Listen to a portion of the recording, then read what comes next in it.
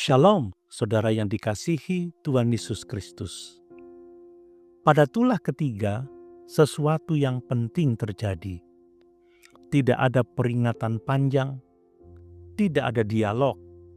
Allah langsung bertindak. Debu tanah berubah menjadi nyamuk yang memenuhi Mesir.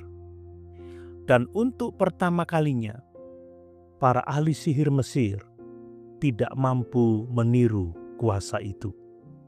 Disinilah batas imitasi kuasa palsu dinyatakan dengan jelas. Allah tidak memakai unsur besar seperti air atau binatang besar. Ia memakai debu, hal paling kecil dan hina, dan mengubahnya menjadi alat penghakiman.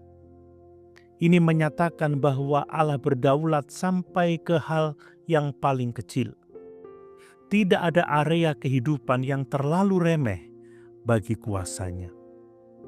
Berbeda dengan tulah sebelumnya, Allah tidak memberi kesempatan negosiasi. Ini menandai bahwa kesabaran Allah tidak boleh disalahartikan sebagai kelemahan. Ketika kebenaran terus-menerus ditolak, Allah dapat bertindak secara tegas dan langsung. Para ahli sihir mencoba, tetapi gagal. Untuk pertama kalinya mereka mengakui, inilah tangan Allah. Ini pengakuan penting, meski belum menghasilkan pertobatan. Kuasa palsu bisa meniru sampai batas tertentu, tetapi tidak pernah dapat menciptakan atau mengalahkan kuasa Allah. Ironisnya, pengakuan para ahli sihir tidak mengubah hati Fir'aun. Ia tetap mengeraskan hati. Ini menunjukkan kebenaran rohani yang tajam. Mengakui kuasa Allah tidak sama dengan tunduk kepada Allah. Pengetahuan tanpa penyerahan tidak menghasilkan keselamatan. Ungkapan tangan Allah menekankan bahwa tulah ini bukan hasil perantara atau teknik, melainkan tindakan langsung Allah sendiri. Allah tidak membutuhkan alat yang rumit untuk menyatakan kuasanya. Yesus berkata, "Tetapi jika aku mengusir setan dengan kuasa Allah, maka sesungguhnya kerajaan Allah sudah datang kepadamu." Yesus secara langsung mengaitkan karyanya dengan peristiwa di Mesir.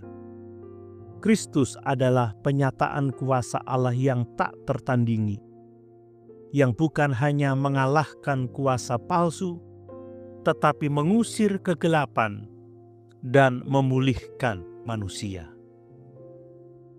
Renungan ini mengajarkan bahwa Allah berdaulat atas hal besar dan kecil. Kuasa palsu memiliki batas. Pengakuan intelektual tidak cukup tanpa pertobatan. Allah bertindak tegas terhadap hati yang keras. Kristus adalah kuasa Allah yang sejati dan menyelamatkan.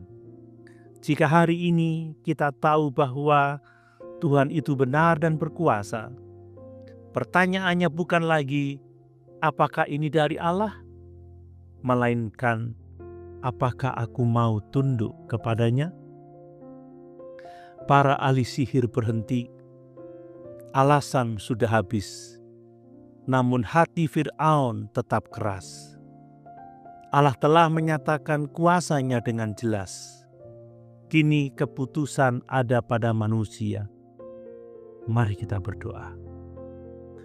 Tuhan Allah yang Maha Kuasa, kami mengakui bahwa hanya Engkaulah Allah yang sejati.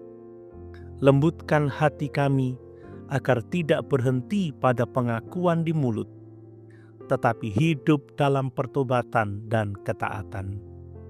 Nyatakan kuasa pembebasan-Mu dalam hidup kami, melalui Yesus Kristus, yang mengalahkan kuasa gelap dengan kuasa kasih dan kebenaran. Amin.